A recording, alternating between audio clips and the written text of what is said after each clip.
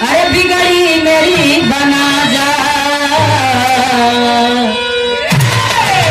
बिगड़ी मेरी बना जा, अजमेर वाले बाजा, बिगड़ी मेरी।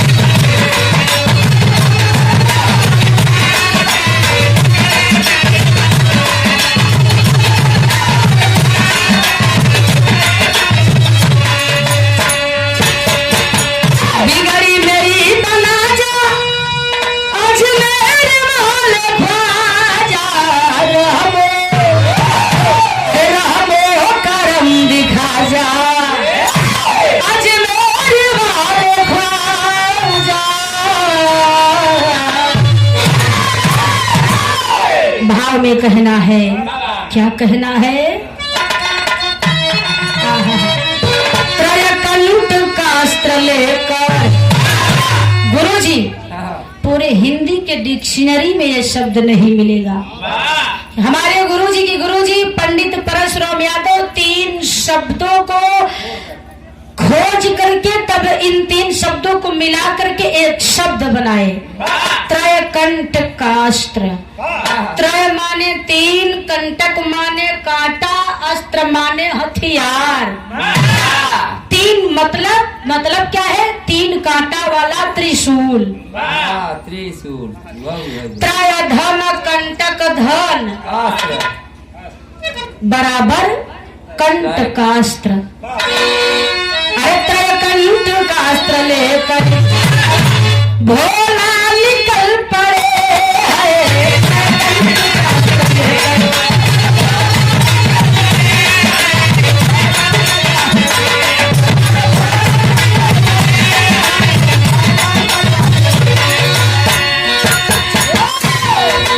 त्रयकंठ का अस्त्र लेकर भोला निकल पड़े।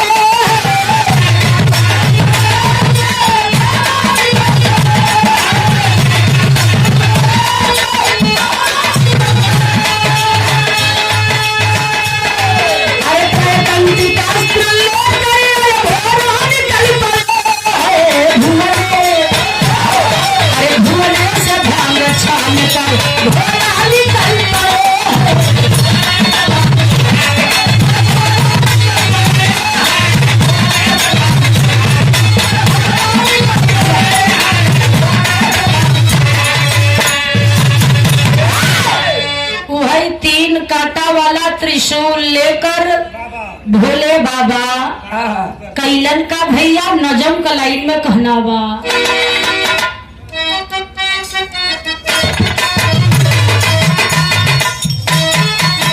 अरे नुरा नुरा गले तरयू में से चल दिए है, अरे बीरन चढ़ी के साथ में रमेश चल दिए है,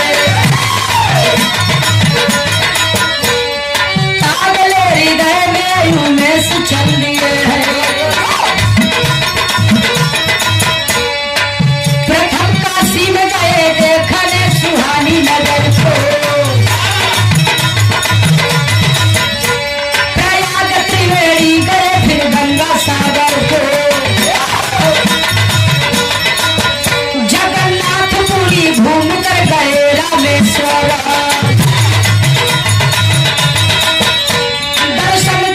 देव जाके गंगा द्वारिकाया सरम। भोरही का बेला बा, भोलेनाथ त्रिशूल लेकर दुनिया की सैर करने के लिए निकल पड़े। आगे बढ़े, ब्रह्मा जी भेटाने, अरे बड़ा भोरे भोरे कहाँ? भोलेनाथ कहे मैं दुनिया की सैर करने जा रहा हूँ। ब्रह्मा कहा तो हम के लिए आए, चला कहा आवा दूजने हो जा, बढ़िया बा। आगे बढ़े, विष्णु जी मिल गए, कहा हो बड़ा भोरे भोरे के हर चला। भोलेनाथ कहे बड़े भैया मैं दुनिया की सैर करने जा रहा हूँ, पैसा ले ले। ए भैया गौर करेंगे। विष्णु जी कहा हम चला, कहा 1 से भले 2 और 2 से भले कहाँ चला, 3 जने चली। ब्रह्मा विष्णु महेश तीनों देवता दुनिया की सैर करने के लिए निकल पड़े। सैर करते करते करते करते गए कहाँ, कहना पड़ा कृष्णा कावेरी नर्मदा में गोता लगाए, अरे गंगोत्री यमुनोत्री की ओर फिर आए। पूरा दक्षिणी भारत का सैर करते हुए तीनों देवता जब उत्तरीय भारत में प्रवेश करते हैं, उत्तरी भारत में तीर्थों में धामों में दर्शन करते हुए पहुंचे कहाँ, गंगोत्री में। गंगोत्री के उद्गम पवित्र पावन स्थल पर जाकर के स्नान करते हैं। अब गंगोत्री से निकलकर गए कहाँ, यमुनोत्री में, जहाँ से माँ यमुना निकलती है। यमुना में जाकर के तीनों देवता स्नान करते हैं। तो कहना पड़ा क्या,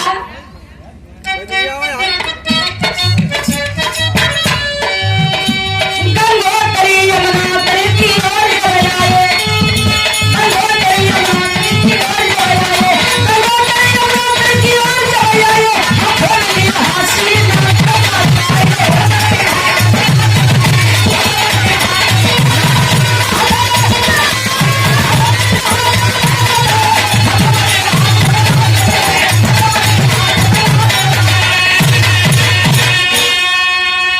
ध्यान देंगे बाबू, आखिरकार में जब यमुना जी में तीनों देवता स्नान कैलेन, बहरे निकलेन, तब विष्णु जी भोलेनाथ का हाथ पकड़ के कहा, ये भोला हमारे खई इच्छा बा पूरा कर देता। भोलेनाथ कहा, बतावा मास्टर, गीत लगाता।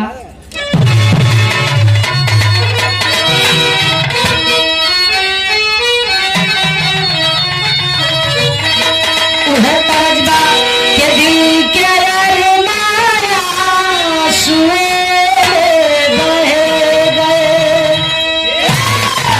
हम वफा करके भी कम रह गए। दिल के अरमाया सुओं में बह गए। बड़ा खूबसूरत बा क्या। विष्णु भगवान भोलेनाथ से कहे, आसरा दिल की पूरा दो डमरू धर।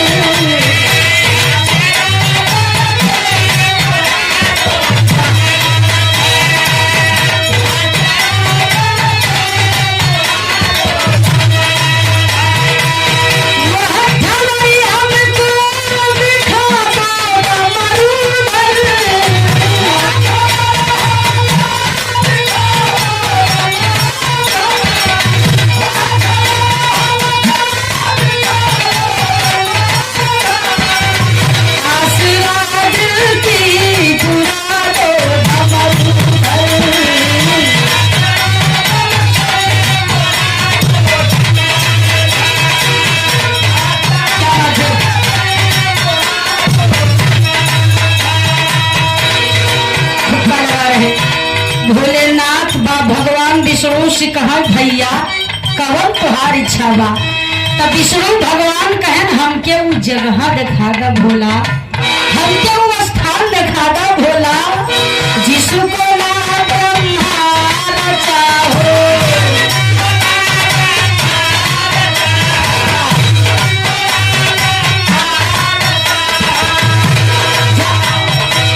जहाँ न सूरज चांद उगा हो,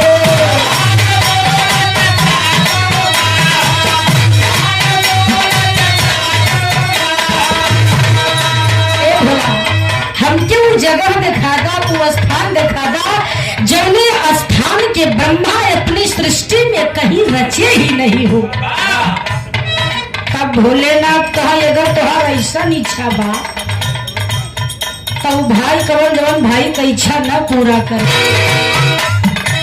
चल पड़े साथ शंभू।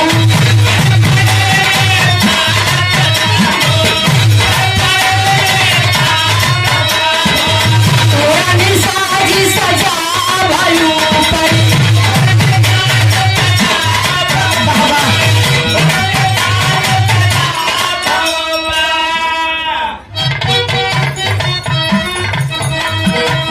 अभी तो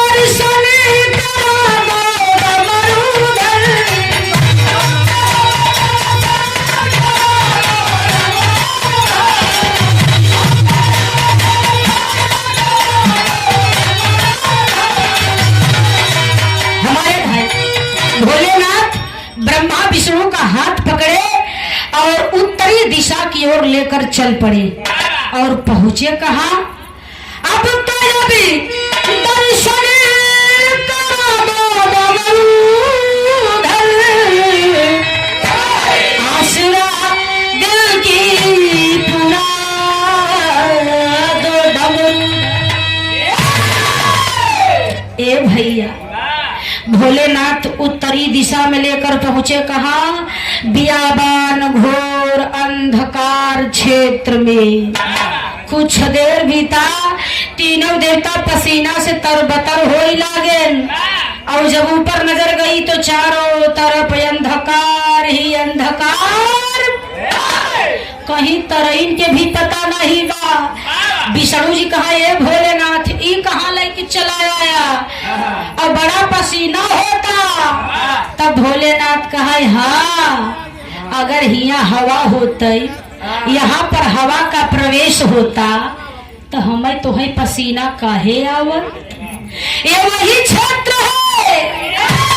आपने कहा था कि ये भोला वो स्थान दिखाता जहाँ पर सूर्य चंद्र उदय न होत हो, जहाँ पे पवन देव का प्रवेश नहीं हो। तो ये वही क्षेत्र है, यहाँ पर ना तो सूर्य चंद्र उदय होते हैं, ना तो पवन देव का आता पता है।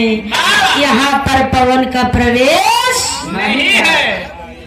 कुछ दूर गए तो जरा सा उजाला दिखाई दिया। विष्णु जी कहा, ये बतावा जब पूरी सृष्टि अंधकार बा तो आखिर ये प्रकाश कहाँ से आ रहा है। भोलेनाथ जवाब दिए कि कुछ दूरी पर उर्मिला नाम की गुफा है और उस गुफा में माँ कामता भवानी का निवास स्थल है। माँ कामता भवानी के तेज से ये प्रकाश उमड़ रहा है, बाहर आ रहा है। तब तक ब्रह्मा जी उछल के आगे भैन कहा, अब हम दर्शन करा। भोलेनाथ कहा, चला तीनों जने चली दर्शन करे। भोलेनाथ कहा, तू दर्शन काहे करे चाहत है। ब्रह्मा कहा, अरे भाई सृष्टि कर रचयिता हम हूँ और सृष्टि कर रचयिता कामता भवानी है, तो दर्शन करब तो बनत है। इनका सृष्टि का रचना अलग बा, हमार सृष्टि का रचना अलग बा और हमारे रचना से बिल्कुल भिन्न, बिल्कुल अलग इनका रचना बा। ये क्षेत्र, ये स्थान, ये गुफा, ये 34 दिशाएं, सब कुछ अलग है। तो इसलिए मैं कामता भवानी माँ का दर्शन करना चाहता हूँ और रचना इनका देखना चाहता और रचना इनका देखना चाहता हूँ, शक्ति का अनुभव करना चाहता हूँ। तब तक भोलेनाथ कहा, जा। ब्रह्मा जी आगे आगे पहुँचे गुफा के द्वार पर। तो कहना पड़ा, मास्टर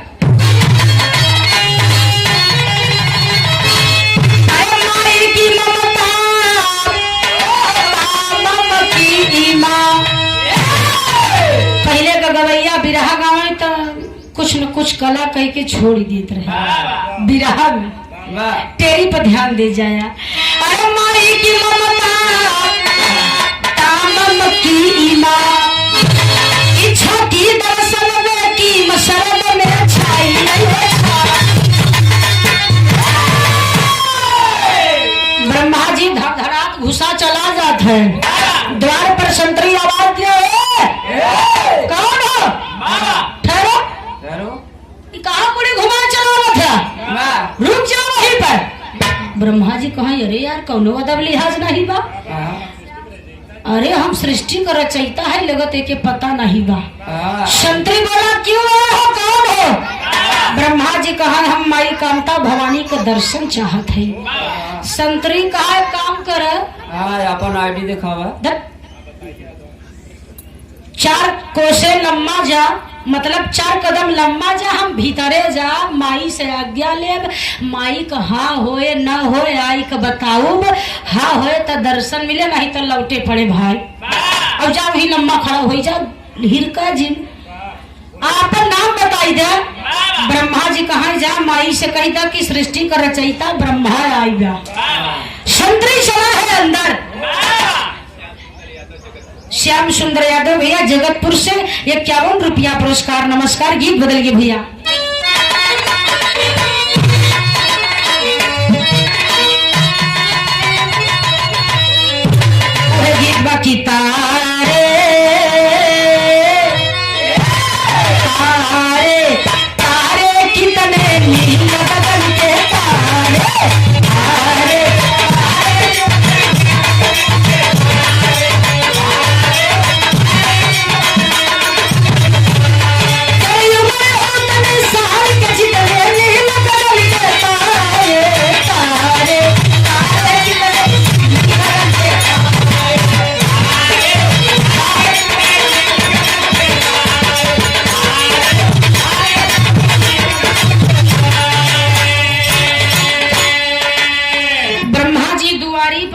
है जो हत है कि अब संतरी आवई तब आवई। संतरी माँ कांता भवानी को प्रणाम किया और संदेश देता है, हे माई, हे माई, माई ब्रह्मा तेरे दरस को आए, माई ब्रह्मा तेरे दरस को आए।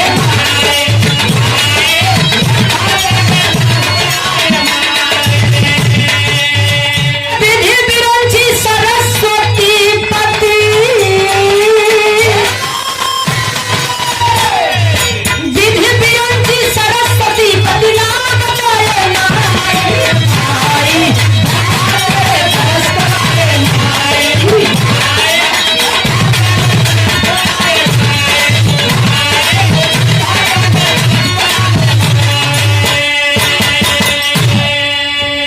विधि विरंची सरस्वती पति नाम बताए माई। माँ द्वार पर 4 मोहे वाला आके खड़ा बा, अपन कई गो नाम गिनावत बा। ब्रह्मा बतावता, विरंची बतावता, विधाता बतावता, अपना के सरस्वती पति बतावता, सृष्टि को रचयिता बतावता, चतुरानन बतावता। अब तुहार दर्शन कईल चाहता माई। तब तो माँ कांता भवानी मुस्कुरा कर कहती है, अरे ओ संतरी लाल सुनो, रजो गुणी तमो गुणी कभो न दर्शन पाए माई। माँ कांता भवानी ने कहा जा और उस ब्रह्मा से कह दे कि मैं रजो गुण वालों को दर्शन नहीं देती हूँ।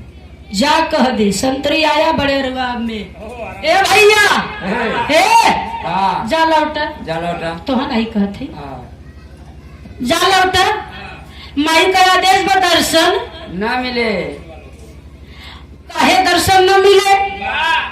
संतरी बड़े रुआब में कहा, माई कहे हैं कि हम रजो गुण वालन का दर्शन नहीं दे। तब तक ब्रह्मा को मोहनी नुआ रहो, अब नहीं तो अब बनी।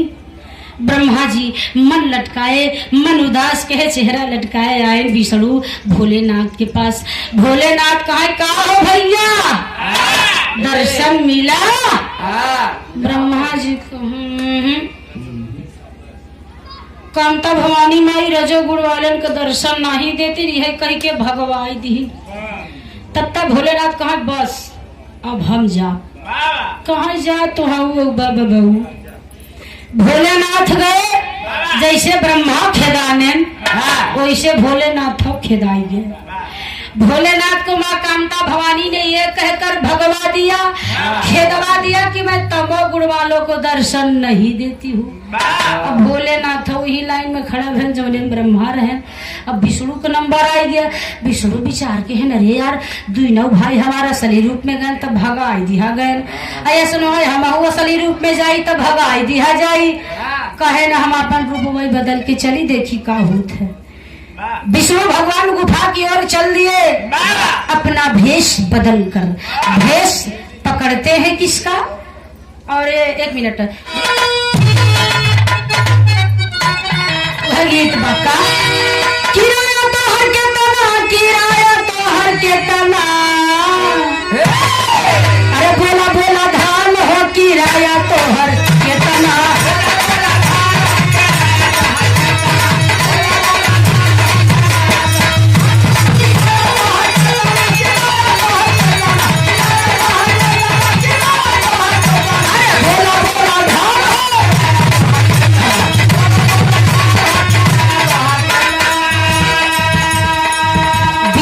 किए क्या? अरे लक्ष्मी सजन हो, लक्ष्मी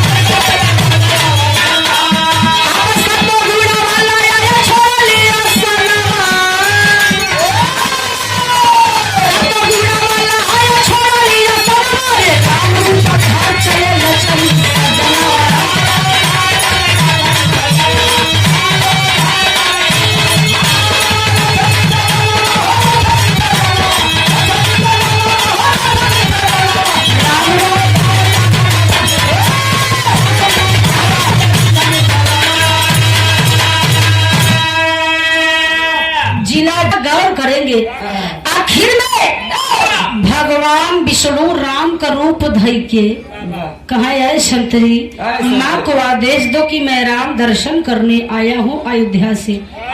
अरे तब तक संतरी गया, माँ राम नाम का व्यक्ति अयोध्या से आकर आपका इंतजार कर रहा है, दर्शन चाहता है। राम का नाम सुनते तो माँ आसन छोड़ देती है, आ जाती है गुफा के द्वार पर। अरे बेटा राम आजा मेरे लाल, गले से लगा लूं तुझे। माँ कामता भवानी राम को गले से लगाती है, माथे को चूमती है, गुफा के अंदर ले गई। भगवान राम दर्शन करते हैं, पैर छूते हैं। काफी समय बीत गया, तब भगवान राम कहे, माँ अब मैं चलना चाहता हूँ। तो माँ ने कहा, जाना चाहता है बेटा, ठीक है, लेकिन कुछ प्रसाद लेकर जा। मास्टर कहना पड़ा आखिरी भाव में।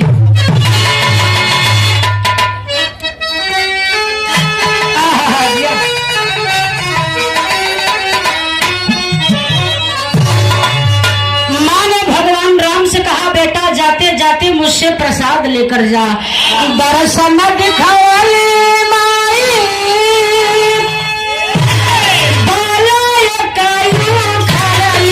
हो माई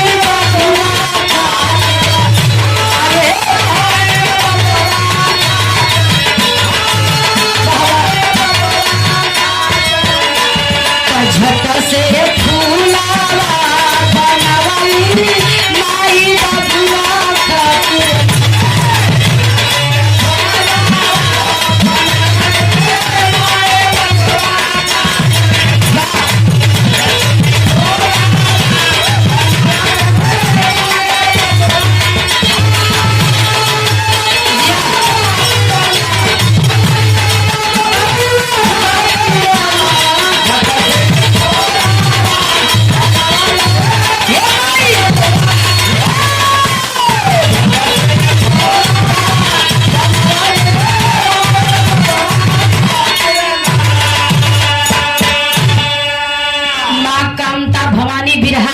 गौर करिए बाबू, माँ कामता भवानी अपने सिर से एक बाल उखाड़ती है और अपनी शक्ति से उस बाल को फूल बना देती है। वही फूल राम को देती है। भगवान राम फूल लेकर माँ का पैर चूम कर बाहर आते हैं।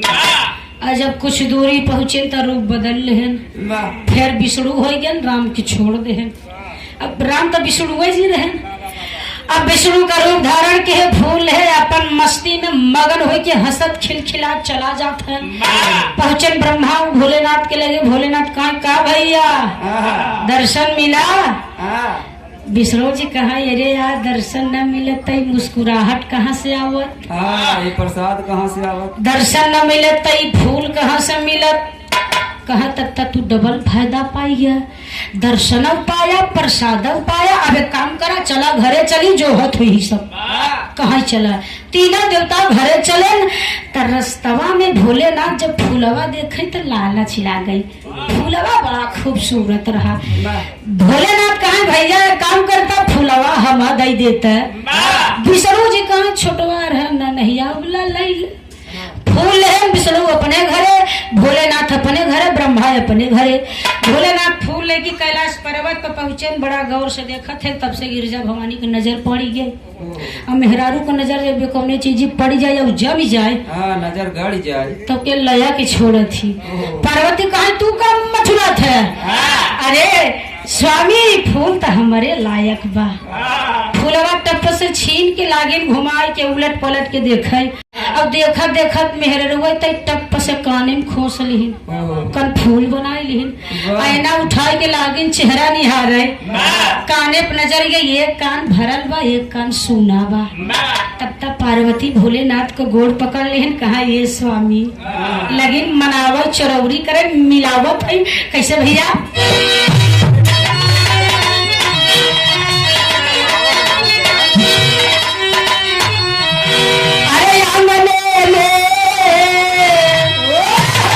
मुसलमान भाइयों की पत्नियां शादी विवाह में गाती है, आंगने में उड़ेला फूला गे माला, आंगने में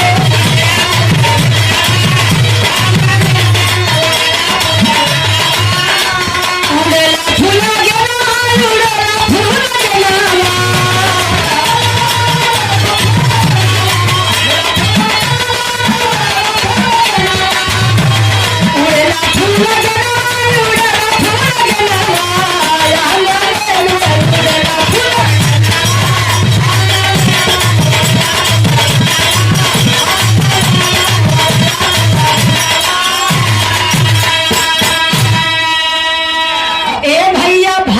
चली गए। भाव पर ध्यान नहीं, पार्वती भोलेनाथ से कहें राजा जी हो,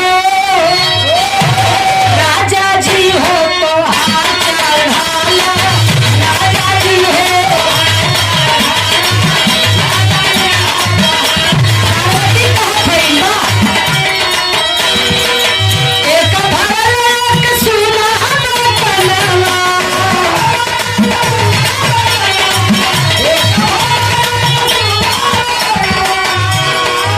भुलावा के जो लगा दो सजनवा, लगा दो सजनवा, लगा दो सजनवा। नारी नजाकत की खान कहलाए, तुहार चढ़ाला, राजा जी हो।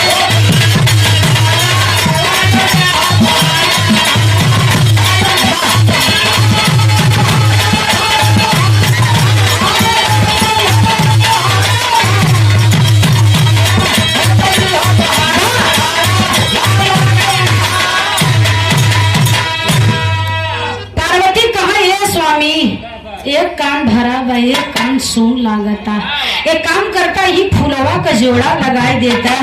भोलेनाथ कहा यह बनाए तो अब बनी। भोलेनाथ कहा देखा पार्वती बड़ा परिश्रम किया, बड़ी दूर गए है, बड़ी दूर से एक फूल मिलावा, अब दोबारा जाए के हिम्मत नहीं बा। पार्वती कहा दूर बता का करी, जैसे एक दाई गया वैसे फिर एक दाई जा, अब यहाँ फूले का जोड़ा लेके तबई लौट। भोलेनाथ कहे कैसे कही, अब भोलेनाथ ही नहीं बतावत है कि दुआरिस खेदाई गए, डायरेक्ट बतावत है कि बड़ा मेहनत बड़ा परिश्रम से फूल मिला बा। पार्वती कहा चाहे जलन हो जाए दुनिया इधर का उधर, लेकिन फूले का जोड़ा चाहे तो चाहे। भोलेनाथ कहा अब का करी, भोलेनाथ कहा ऋषि रह चाहे खुशी, अब हम जा बोब ना। तब पार्वती कहा जब न जाबा तो आज के बाद हमार तोहार बोल चल बान। आज के बाद न तो खाना बने के देव, न तो भांग पीस के देव, न गांजा मल के देव, जा जा आज से लॉकडाउन। हे भोलेनाथ कहा ये गौरा अच्छा चल हमार न देबू चल बन जाए, हम मनई सयान बन से धू हई, हम 2 दिन न खाब तब अपन चलाई ले, लेकिन हम गणेशवा के देखा, देखा अब गणेशवा के देखा, देखा हाँ? हम लड़िकाया, अब गणेशवा के न देबू तो कैसे चले, गणेशवा बड़े तो बन राकेश भैया, ऐसा ही भोलेनाथ कहत है। हम गणेशवा के देखा, गणेशवा लड़िकाया ओके तो बने के देबू ने, अब जैसे ओके बनबू खियबू वैसे ही 2 रोटी गत्ती से हमहू के दे देबू। पार्वती कहा ना तो गणेशवा खाए, न तो महेशवा खाए, न तो गणेशवा पाए न तू ही पाऊबा। अब बोल चाल बंद तो बोला जी।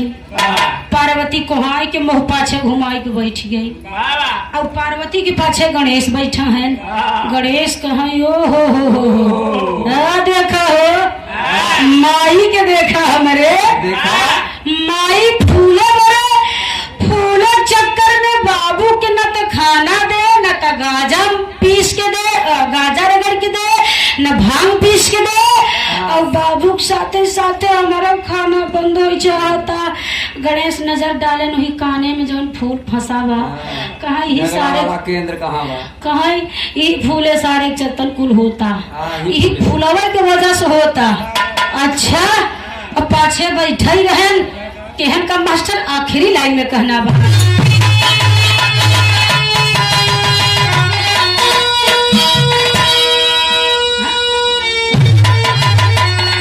अरे तब ले गणेश जी कमाल कइले, तले फूलवा कई सोढ़ी से चबाई गइले।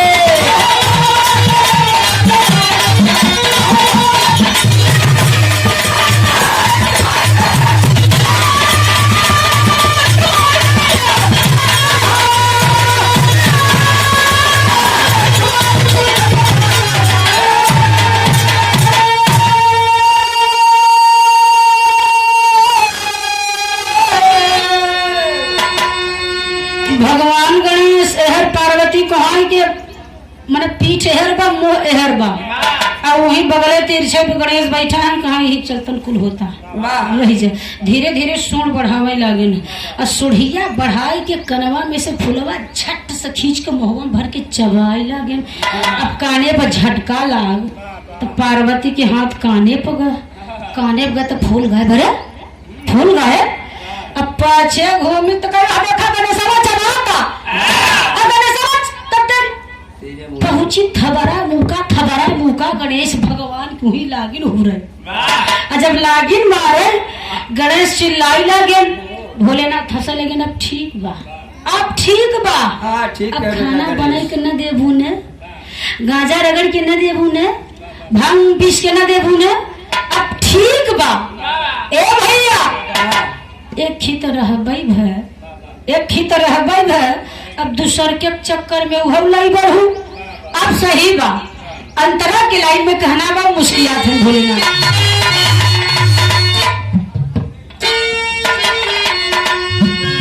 फूलवा चबैले जामल है कदात हो, तब से गए से कदम तही कहात हो।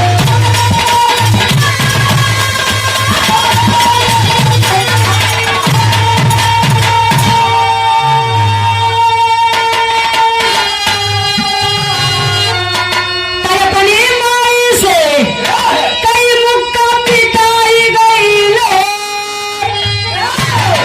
फुलवा कई सूढ़ से चबाई गईले। वही एक फूल खाने के कारण भगवान गणेश को एक ही दांत जामा। वही एक फूल खाने के कारण भगवान गणेश को एक ही दांत जामा और तभी से भगवान गणेश का नाम पड़ा एक दंत करीवर बदन। वाह आम हाथियों के दो दांत होते हैं, लेकिन कभी कैलेंडर में देखिए कहीं किसी कैलेंडर में भगवान गणेश के सूंड के नीचे एक ही दांत दिखाई पड़ता है। तो वो उस फूल के कारण भगवान गणेश को एक ही दांत जामा। पार्वती का गुस्सा शांत हो गया। कहीं का कही हो न जिद्दी आई इतना फूलवा जाता है जाए दे तो हो जिन ऋषिया हम हो न ऋषिया। विवाह समाप्त। आखिरी लाइन में कहना बा राजपुरम सदगुरु स्वामी राधे इंदु सेना।